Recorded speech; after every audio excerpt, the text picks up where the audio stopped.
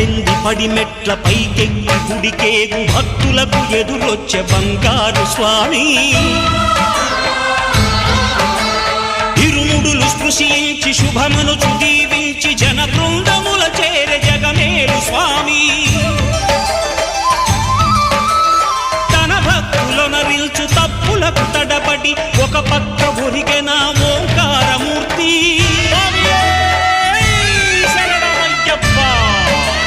స్వాములందరూ తనకు సాయము కాగా ధీమంతుడై లేచే ఆ కన్య స్వామి పట్టబంధము వీడి భక్తతతికై